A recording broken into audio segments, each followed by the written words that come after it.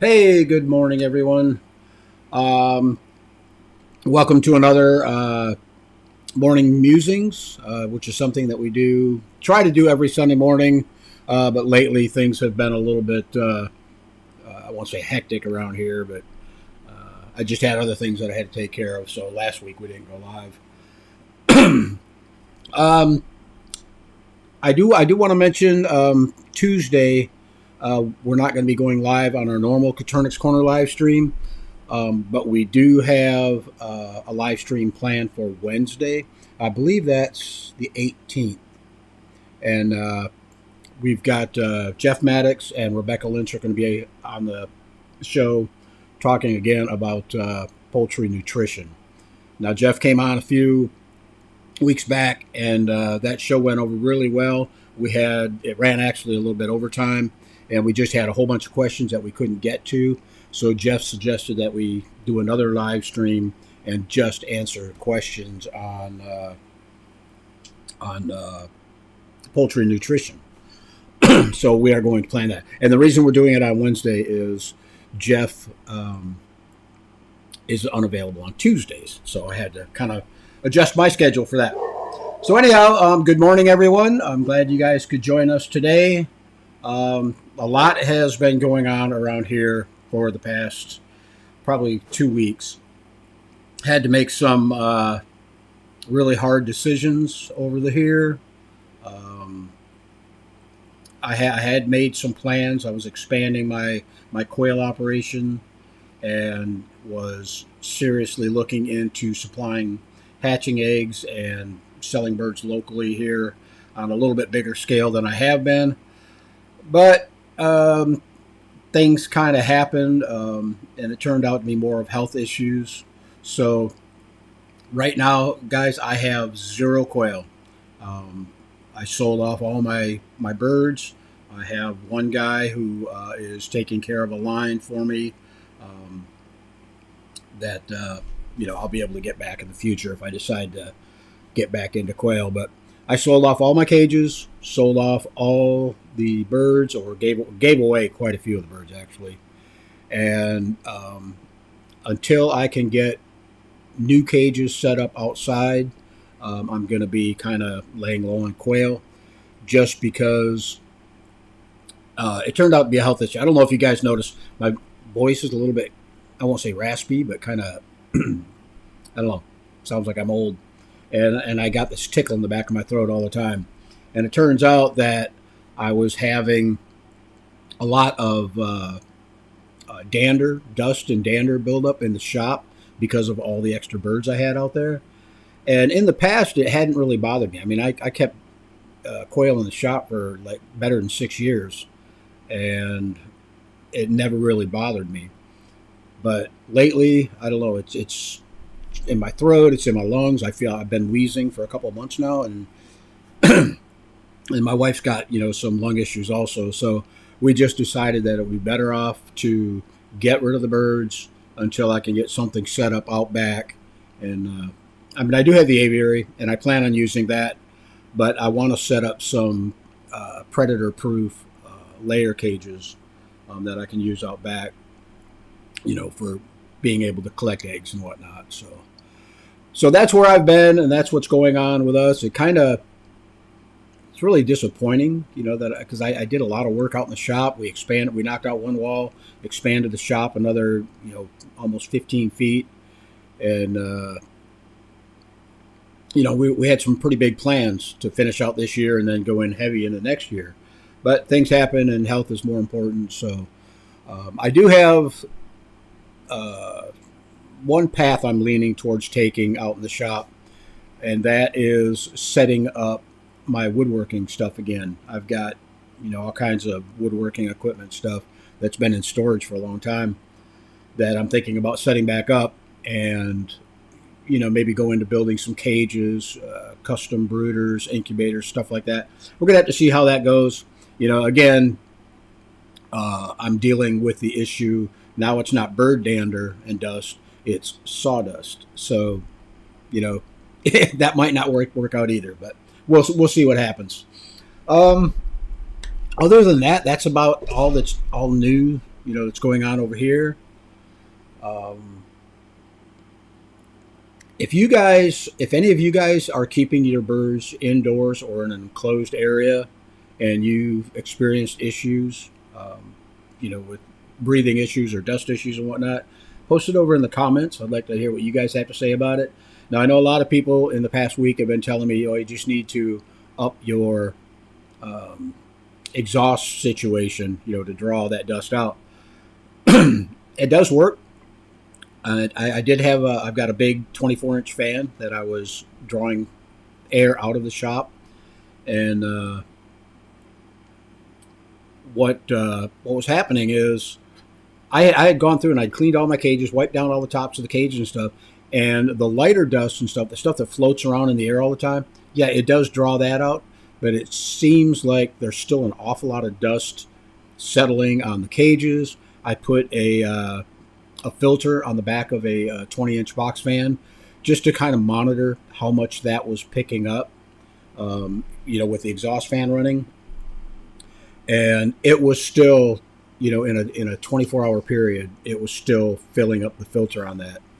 And also my air conditioner, I put a brand new air conditioner out there, had the same issue. The filter on the air conditioner would get so full of dust and dander, it would trigger the light on the filter light on the air conditioner. So anyhow, I could see all that stuff going through them filters. So I decided, that's going into my lungs, that's going into my wife's lungs, and I'm just not going to take the chance of, excuse me, I'm not going to take the chance, of messing up our health to keep the birds inside. So, and there's plenty of you guys out there who are selling, hatching eggs. We've got a lot of new breeders, that came along over the last couple of years that have really progressed into some, decent lines, decent stock and whatnot. So my little contribution to that wouldn't have been a whole lot, really anyhow. So, all right, let's go ahead. We'll jump in the chat room. Looks like we got a few people in here. I was actually surprised because this was an unannounced live. I'm surprised we've got as many as we do. So, also, I'm not drinking coffee this morning. I don't know what it is. When I drink coffee, it seems like I get more phlegm in my chest, and I don't know why that is now.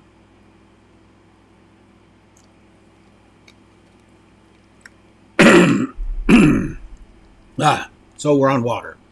All right, it looks like Nabiki's in the house. Says it's dark out, so I can't go feed the birds yet. Good morning from Southern Oregon. Glad you could join us, Nabiki. Double R Farms in the house says good morning, everyone. Welcome. Child of God says, anyone have any issues with Producer's Pride rabbit feed? I have never tried their rabbit feed. I have used their layer feed, I think, at one time, just because I couldn't get what I normally use, so I bought that. And I don't know. I think it's a lower grade feed. I'm not sure who produces that. I don't know if Purina produces that or not, but it seems to me, because it's so cheap, it just seems that it's a lower grade ingredients, to make that feed. So, but as far as having any issues, I didn't have any real issues, but I didn't run it very long. David says good morning. Glad you could join us, David. Child of God says, oh, and hello from Indiana. Dragon Girls in the house says good morning. Carrie says good morning and a coffee cup.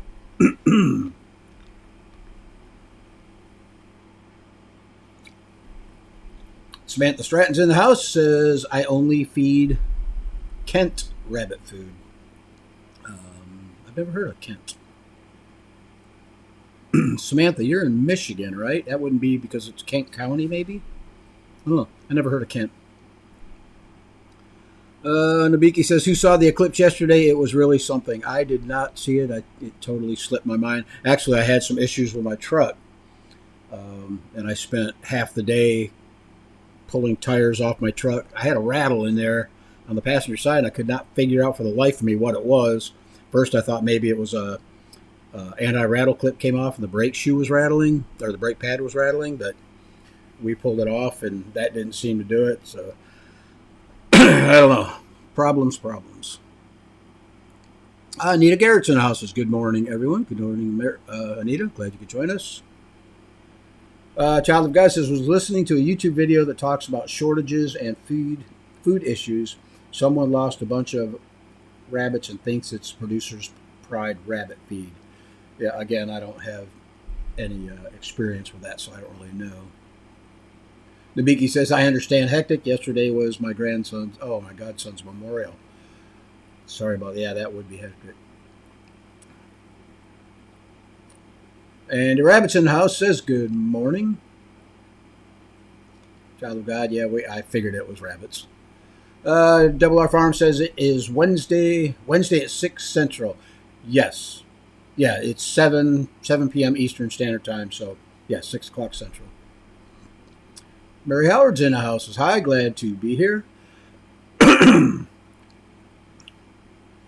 And this one's going to be kind of short, guys, so I got to get out and work the bees this morning. I got a feeling my hives are getting honey bound, so I got to go through there and maybe pull a few frames and make some room. And Beaky says, oh, I'm so sorry you had to get rid of your birds. Yeah, I mean, I was too. It was a hard decision to make, but like I say, health always comes first. And I always have the option of getting the same lines back, so it's not a complete loss. And I do plan on getting more birds again. I've got to get set up outside for it. I'm not set up for it because everything was done indoors, with different style of cages. Now I've got to build outdoor cages. I've got to make them predator proof. I've got to make the egg rollouts. They're going to need a door on the egg rollouts to keep animals from getting in that way.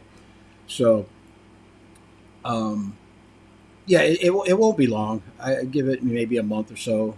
I'll start designing the cages now, and then maybe in a couple weeks start working on them. Main thing right now is to finish cleaning up the shop. We're going through. I've got about half the shop. We're pulling out the old drywall, all the drywall that was there when we had birds out there. Putting in new insulation and new drywall just to make sure everything's clean. We're going to go through, and I look stupid doing it too because I got this big respirator on while I'm out working out there. And we just want to, get the shop totally cleaned out so we don't have any issues about that. And we did find one of the things, because my quail room was an old enclosed carport, the roof of my house, it was under the roof of my house. And we were almost wondering if maybe that ventilation somehow was pulling it up into the attic. And then with the, it would be dispersed, I guess, through the house, through the ventilation system in the house. So, I don't know, but we're not taking any chances. We're going to clean everything up best we can. And hold on, Cookie's got her food. Come on, Cookie, go get your food. So yeah, like I say, we're going to get everything spotless out there, and then I'll start, designing cages and whatnot. Child of God says, so sorry you had to go that direction. Praying you feel better soon. Yeah, I mean, it does kind of suck, because I put a lot of work into getting the shop expanded, building a whole bunch of new cages, and now I had to get rid of them. Luckily, I still have plenty of wire for building the new cages that I'm going to be using out back. But it feels like I'm going backwards because I got to where, I started out with wood frame cages, and then I went to all wire cages that were hanging in a wood frame, and then into hatching time cages, so I had absolutely no wood whatsoever. And now I'm going back to wood frame cages outside. So, but it'll be easier to clean them. They'll already be outside. I can take the pressure wash them and just blast them off and whatnot. So, Mary says, "Oh Terry, I'm so sorry. You enjoyed your birds a lot, and I know this bothers you, but health comes first." Absolutely. Yep, we gotta worry about. I mean, my wife's got, like I said, COPD, so I don't want her to end up in the hospital because of the birds. Double R Farms is glad you're doing better. Thank you. And the rabbit says, sorry to hear that. Yeah, it's a big deal, mainly to me, but it's not really a big deal as far as business wise, because I never really got the shop set up where I wanted it, and there was so far there was never a big uh, loss of income from shipping hatching eggs and whatnot. And I still had my local business, so um, I don't know. We'll see. Child guy says maybe a nice ventilation system for next year. Yeah, we kind of tried that. The ventilation system I'm going to put out there now is it's a different type of ventilation system. It's for woodworking equipment, and hopefully it will draw all the wood shavings and dust out directly from the piece of equipment that I'm working on. Anita says, health first. I know exactly how you feel. My illness wasn't respiratory, but it has still resulted in us getting out of the quail business for a while. I understand 100%, Anita. Nabiki said, I was told a long time ago not to keep birds in the house because they can cause breathing issues. I do have some, so I only keep chicks inside and only for a short time as possible. And that's probably what I'm leaning on doing, is only, hatching out eggs and keeping, the chicks indoors. I can keep them inside for 10 days before they need to, be taken off the light and put outside. So that's probably about what we're going to be doing, but I don't see me incubating a lot.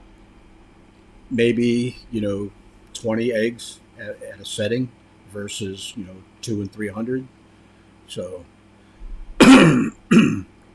but I'll be basically just incubating to replace any breeders that I have retired.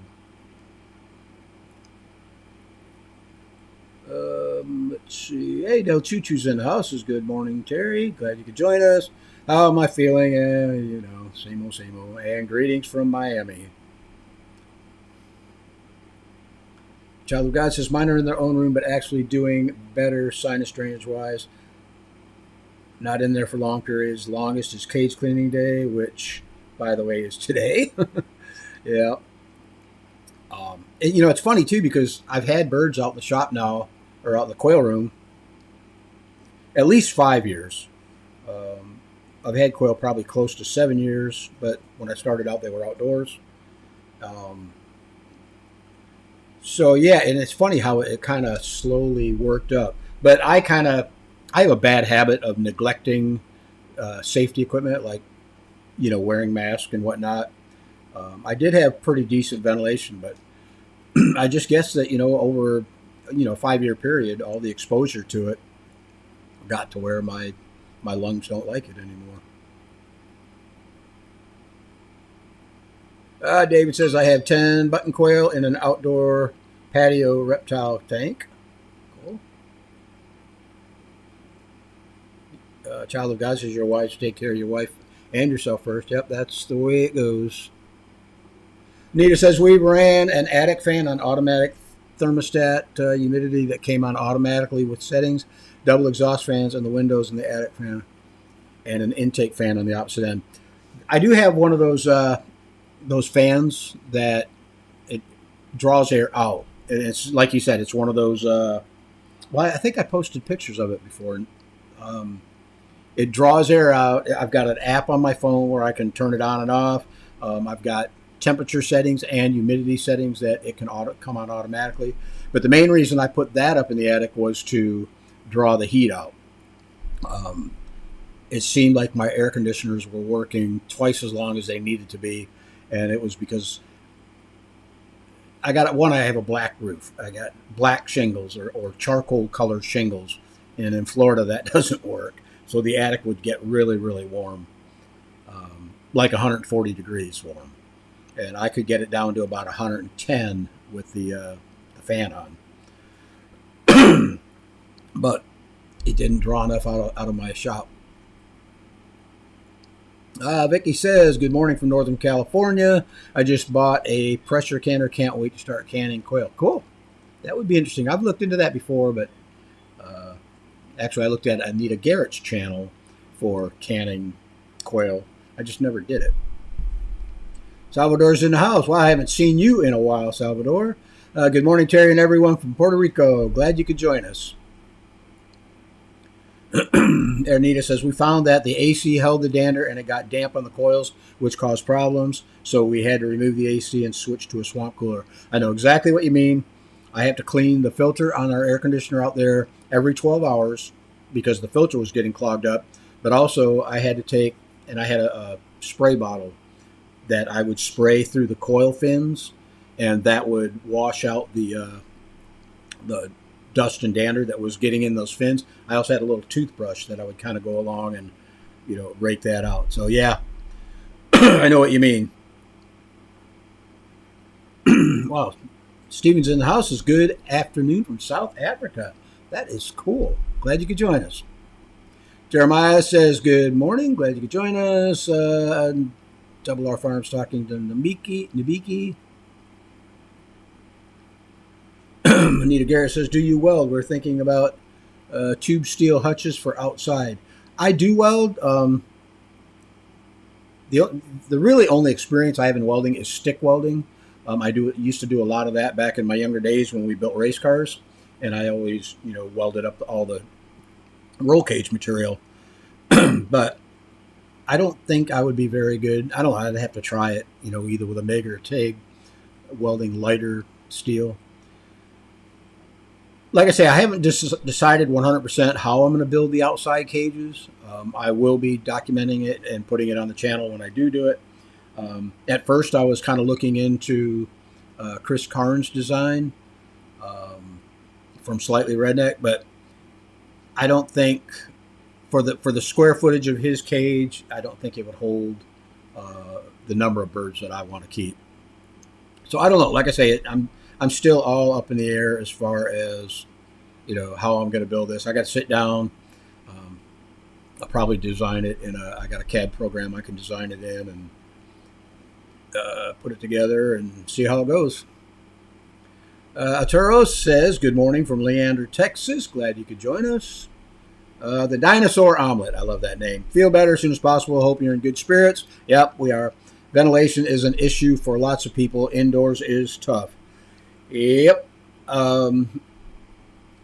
Like I say, before, keeping the quail out in the quail room, which is basically an enclosed carport, it didn't seem like much of an issue in the past few years.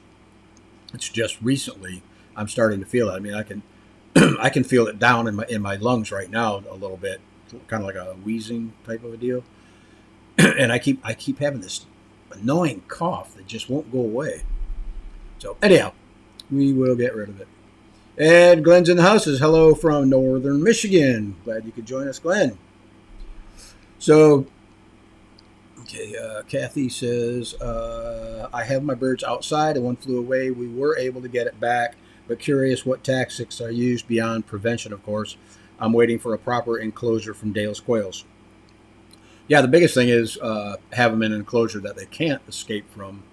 But if they do, the only thing that I found that works really good for chasing down birds that are out running around is, believe it or not, using a long-handled fishing net, for scooping up fish. That works really well. As far as trying to catch them, they're fast, and it wears me out trying to. So I'd have a few out in the aviary that I'd open the door to go in the aviary, and a couple would sneak out when I wasn't looking, and same thing, chasing them all around the yard trying to catch them. Another thing that I have to look into, and I don't know if anybody out there that keeps bees has any experience with this, let me know. According to Florida, I guess it would be a law or stipulations, whatever. I am a licensed apiary. I had Florida state inspectors come out and inspect my apiary, but one of the conditions or laws in that that we have to agree to is that you do not keep any caged animals within 50 yards of your beehives. I don't have 50 yards of property. So, I mean, right now my aviary is right next to my beehives. I mean, within 10 feet. And when I first got the bees, I did have birds out in the aviary, and it was never an issue. I mean, I never noticed the bees messing with them. So I'm kind of wondering, to be legal with the bees, I can't put cages outside, but if anybody else has any experience, keeping enclosed animals or caged animals with around your bees, if it's been an issue, maybe chickens or something, let me know, because I don't know why they're really concerned with it, because I don't see. Normally, the bees are so busy working, they don't care. Unless you happen to get maybe some Africanized genetics to where they're a little more protective and defensive. They might want to, attack an animal that's enclosed, or, a dog that's on a run or a chain or something. So, yeah, I don't know. That's another thing I got to think about. Too many laws down here in Florida as far as keeping stuff like that. Dabiki says, I use a butterfly net. There you go. That's a good idea.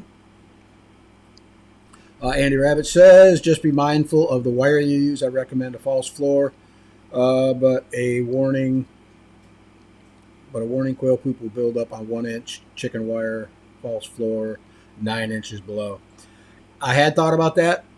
Now, I've had cages outside. They were grow-out cages for my roosters that had the 1/2x1 coated flooring in them, and I never had any way of protecting the birds, like a false floor on the bottom, and I never had any issues. So I guess I got lucky that I didn't have, any predators around. But I know what you mean, because my neighbor's granddaughter, I built her a cage, did not have a false floor in it, and something went through. I think she had like 15 or 18 birds out there, and woke up one morning and all the birds were dead, and it looked like they had pulled them through the wire. So not sure if it was a rat or a raccoon or whatever, but yeah. I mean, that, I don't know. I could just go with the aviary setup. I could put cages inside the aviary. Like I said, I haven't got that far yet, as far as in my thought process of what I want to do 100%. GIS Herp says bobwhites are infinitely harder to contain than Coturnix, and infinitely harder to catch if they get out. Though Chuchu says, I have stingless bees in Cuba, but they would sometimes gather some dirt manure from their propolis and decorating interests, so maybe that's why. Okay, I don't think we're allowed to bring the stingless bees in. I think they're prohibited. I'm not 100% sure, but I think so. Anita says, when ours got out, our melino, I don't know what that is. That sounds like another animal. Grabbed it and brought it back. Melinoise? Brought it back. She has a very soft mouth, never heard it. Is that your dog? Must be. And my quails have eaten 1 or 2 bees in the past. Okay. Well, I got, like I say, if I put the cages and stuff outside, there'd actually be no way for the bees to get, or for the quail to get to the bees. But I do have concerns with bees going to other animals. Like I say, I don't think it's going to bother them, because when I'm out there, I mean, I'm out working in the aviary, out working the bees, which I've got to do here shortly. I got about 10 minutes, and I got to get out there. I've never had, the bees don't care that I'm out there. They're doing their own thing. They don't even pay attention to me. So, okay. Glenn says, Michigan, to keep bees in enclosed. What happened to your thing there? In a closed animal or birds, it's 10 feet. Wow. I wonder why ours is so farm. Maybe because of the Africanized genetics we can potentially get. And that was one thing I was really worried about when I first got into bees was, getting Africanized genetics in my hives. But I found that, and from all the people I talked to, it's very slim chance of that happening. If our bees swarm and, they make a new queen, the queen goes out and gets mated, she comes back. You're supposed to kill her and replace her with a new queen from known genetics. We're not supposed to bring queens in that could potentially have, Africanized genetics or have bred with an Africanized bee or drone. So, yeah. Double R Farm says, I'm in the process of designing a barn to keep my quail and baby chicks in. I would love it if anyone have any suggestions to filter the air, keep the dander down. My family has a long issue of lung problems. All I could say is, I mean, my room is now 300 square foot or 340 square foot, and I have a back door and a front door on it. I have two windows on the sides, um, exhaust fans in the windows. I have a big 24-inch fan drawing air in, one blowing the air out the front door, and I still could not keep the dust down. Um, it seemed like my main reasoning for the fans was to keep the manure dry because I can't stand going in the shop and smelling that ammonia smell. So if I dried the manure out, I didn't have any issues with smell, but the air was blowing through the cages to dry the manure out.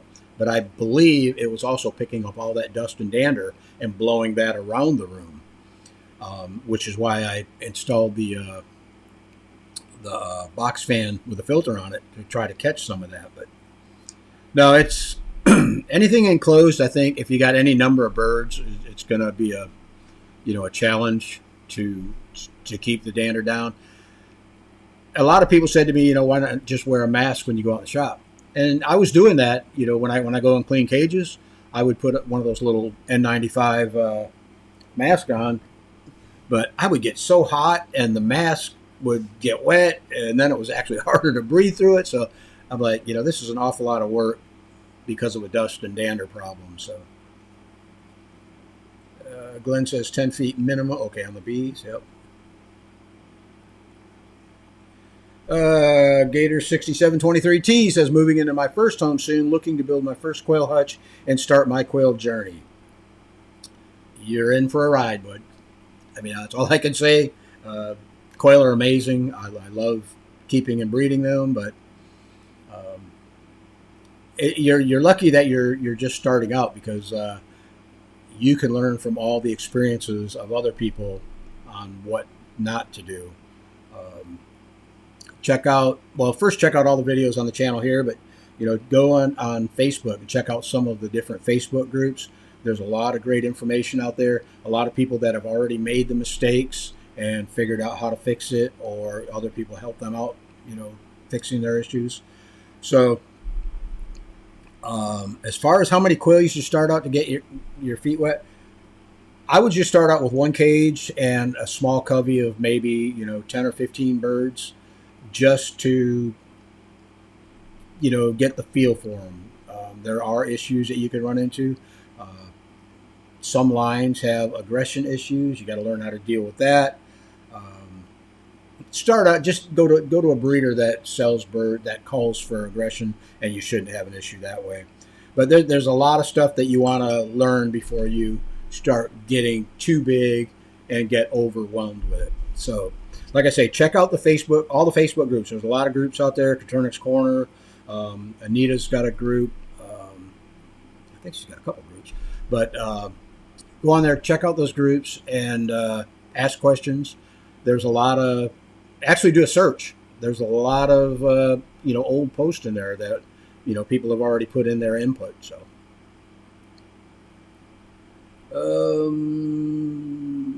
But bees and quail are a great mix. 100% agree. Yeah, I'm enjoying both of them. I'm surprised I like bees as much as I do, because when I first got into bees, my dad's been trying to push me into bees for a long time, and he sent me information, so I read up on them, and I was never really interested. But after he passed away, I thought, you know what? I'm going to try it out. I'll get one hive and see how it goes. And yeah, it's addicting. Vicky says, Terry, do you think last year's awful storm caused mold spores that have caused more breathing issues in your area? I know some people there were affected by the post-storm mold and had to leave.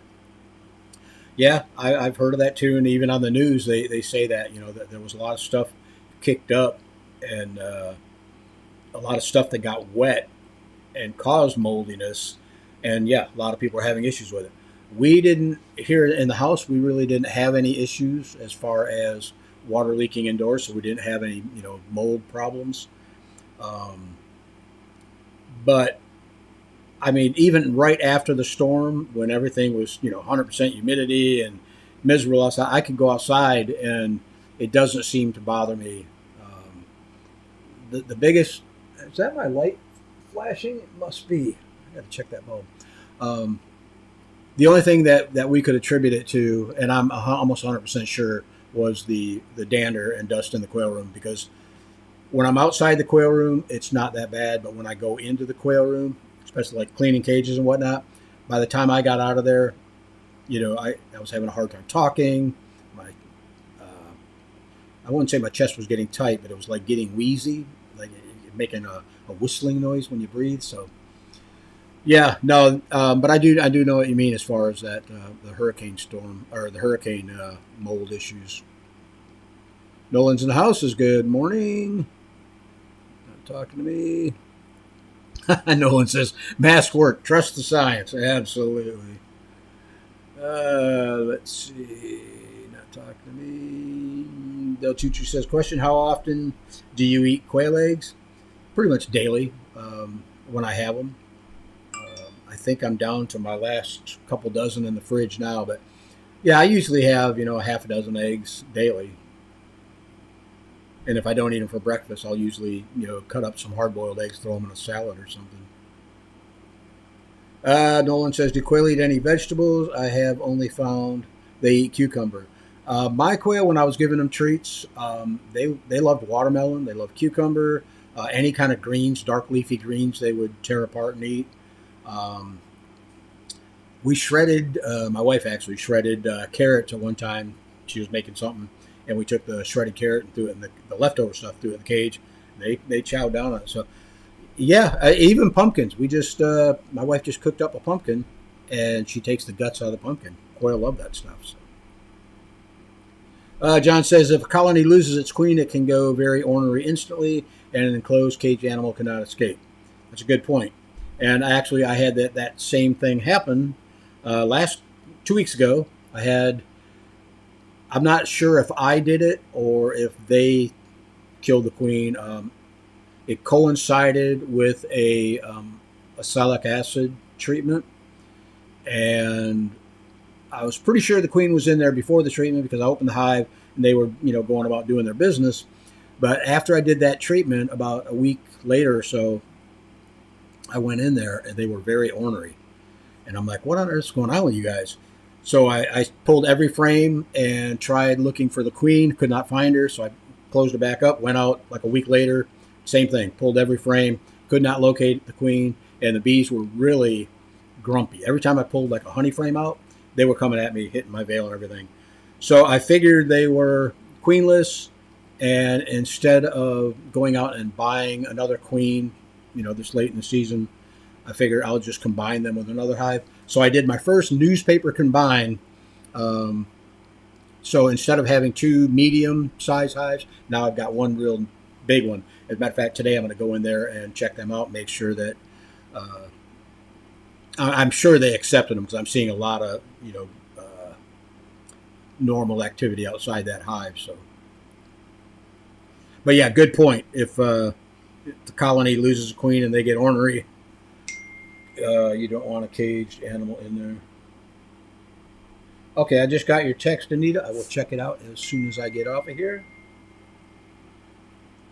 Double R Farm says, Coturnix Corner has videos with different breeders that work to have docile birds. Check them out. This channel has taught me so much about nutrition, genetics, and breeding. Yeah, check out the channel. A lot of great videos, a lot of good guests that came on the show sharing their information. So, yeah, check it out.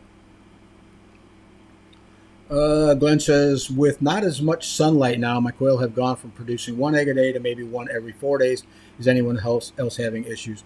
That's totally normal. As the daylight hours get shorter, your birds will go off lay.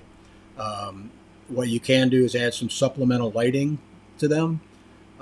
You probably, down around 10 hours of light a day now. So you could add an extra 4 or 6 hours of daylight with artificial lighting. That'll keep them laying. I usually have 16 hours of light year round in my shop. 16 on, 8 off, and my birds lay all the time. So you'll probably notice them too, Glenn. You may notice some hens going into a mold. Usually once the daylight hours start cutting back, they'll go into a mold too.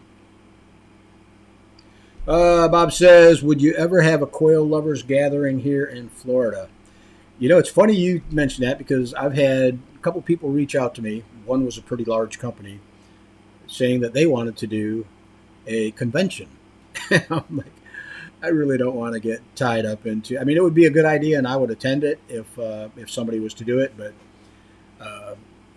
I think, and this was my point that I told them. I said Florida being on, the southeastern corner of the country, yeah, you might get a lot of local quail breeders to attend, but to get people to fly in from the other side of the country, I don't think it would be a very good turnout. It would be, I think, much more reasonable to do it like in the center of the country, middle of the Midwest, Kentucky, Tennessee area maybe. Angry John says, any reason why you make 3 stack quail cages instead of 4? I do 3 because, one, I'm short. I'm like 5'7", so getting to the top tier is kind of issue. And also, I'm old, so getting to the bottom tier is a real issue. So, 3 has been perfect for me as far as being able to access the birds. Even my hatching time cages, anybody that has hatching time cages knows that bottom tier is at ground level.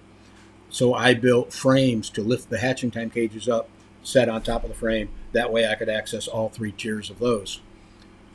Anita says, I would try to drive down. And Cam says, how fun. Yeah, it would be. It's going to take a lot of planning.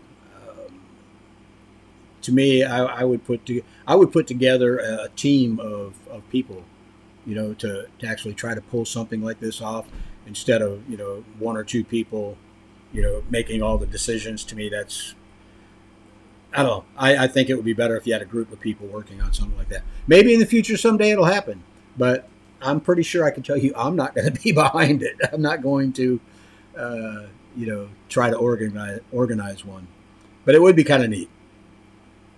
Nolan says, my outdoor quail have completely stopped laying last week. I'm in Canada, have to move layers into my shed. Timer is 8 hours off, 16 on. Yeah, that's exactly what I'm doing. That should keep them laying. Mary says, thanks for coming, Terry. I have to leave early today. We'll finish up the live later. I can watch the replay. Absolutely, Mary. Thanks for joining us, and we'll see you over in the Coturnix Corner group there. Andy says, I don't like bending over to the ground level cages. Yep, nobody does. Del Choo Choo, Florida Quail Convention. There you go, Juan. You can make one. See, Mary says, we couldn't make it from Washington State. Yeah, it's a... that's one thing you got to consider. If you want to put something together like that, and bring in people from all over the country, it would be a challenge because not everybody, everybody that's interested in quail most likely has quail that they've got to take care of. So you got to find somebody to take care of your animals, to be able to get away. You got, plane tickets, lodging, all that stuff. To me, it's a lot of money to put out just to have a gathering or a get-together. Now, if you were to do something like, for those of you who are into bees, I'm sure you know, oh God, I can't remember his name. Cayman Reynolds.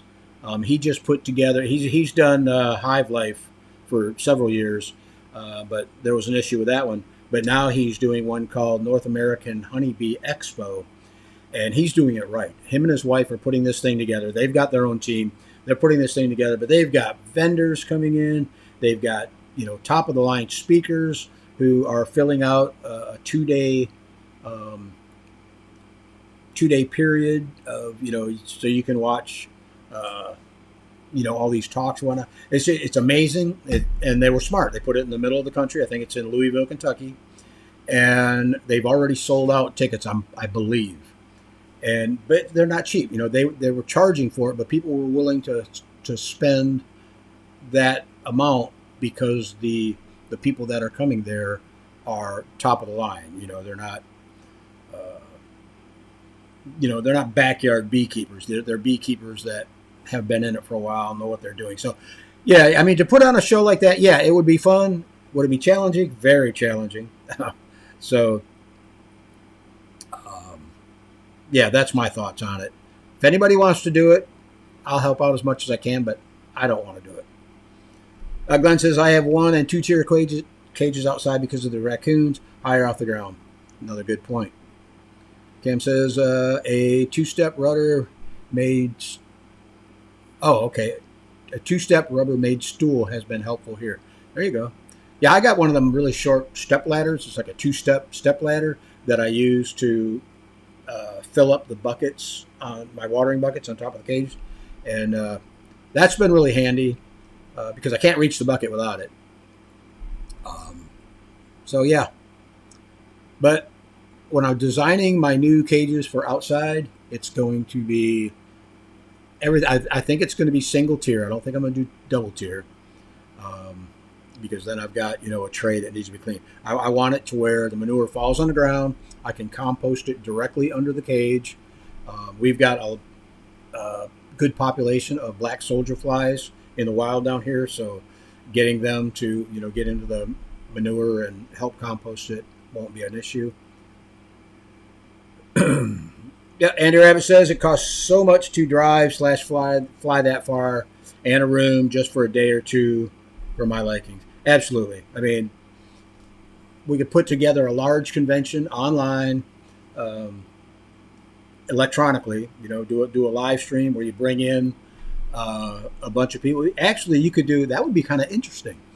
You could do like a 2-day, 12-hour live stream, 12 hours long, where you bring in people who want to talk, and I'm talking experts that want to give a little talk and whatnot, be able to answer your questions, have it kind of set up timed, like a speaker speaks for 30 minutes, answers questions for 30, 12 a day, something like that. That would be really interesting. That might be doable because, one, you're eliminating the cost of travel to get there. You're eliminating the cost of attendance. So we would just have to have a bunch of people who thought that they would be interested in speaking. And yeah, I don't know. That's an idea. I'm gonna have to think about that. Maybe plug that to a few other people and see what they think. Bob Coles in the house says, "Good morning, morning, Bob. Glad you can make it." Double R Farm ACBA could put together a show in the southeast somewhere. I think that is the whole point, that they do plan on putting shows together. Whether it's going to be like an expo, I don't think so, but something more along the lines of like a rabbit show or a poultry show. I think that's the whole idea behind the organization. Orlando says, "Good morning. I did have quail's hutch 4 days ago, but the hutch day 22. I kind of lost you there, Orlando. Good morning. I did have."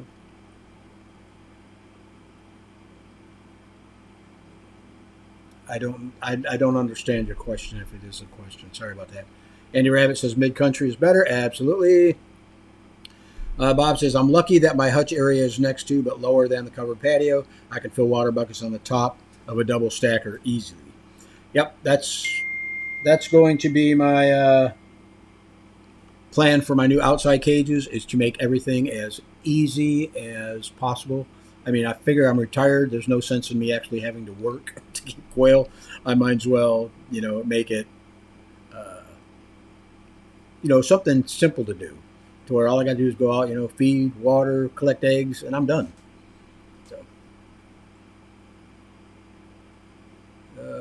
Double R Farm says, "Everyone, I think he's talking himself into doing a virtual get together."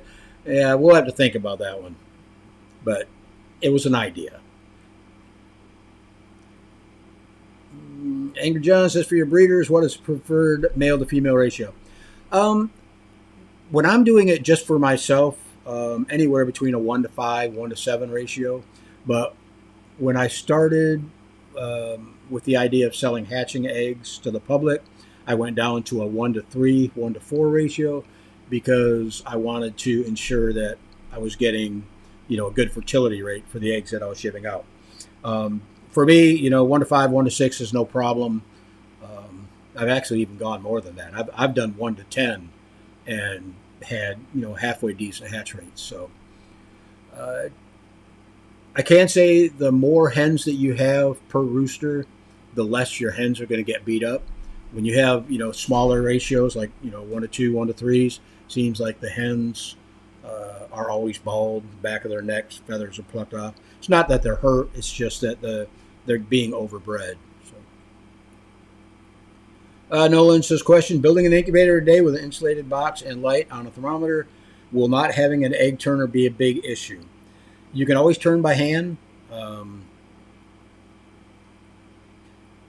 I use turners in all my incubators. Now, I did a video a while back, on, it was like a comparison of not turning against turning, but I didn't really do a very good job of, because I used 2 different incubators. One, they weren't the same style incubator. So what I should have done was I should have done 1 egg turner and 1 tray with no turner and did it. But I still got better than a 50% hatch rate out of both. So it was very, very similar results. I've read a lot of people say they've never used turners. I've seen people that say, you're losing eggs because you're not using a turner. I myself recommend, if people ask me, I always say use a turner. But can you incubate without one? Absolutely. You can turn by hand. You just may run into some issues with the chicks hatching out if you don't use a turner. I've heard people say that they have issues with the chicks being, I won't say deformed, but having issues. Glenn says, everyone have a great week. Stuff to do. Absolutely. I got to get going because I should have been out on the bees already. Angry John says the egg turner makes a big difference. And snacks. Got to have snacks. Mark Garrett says, morning, everyone. Glad you could join us, Mark. And last one, Andy says, I think no egg turner may have less of a hatch rate, but yes, you can turn by hand. Back in the day, there was no egg turners. Absolutely. And Nolan says, I remember that video. Thank you. All right, guys. It is 9:45. I've got to get out and get the bees going before it gets too hot.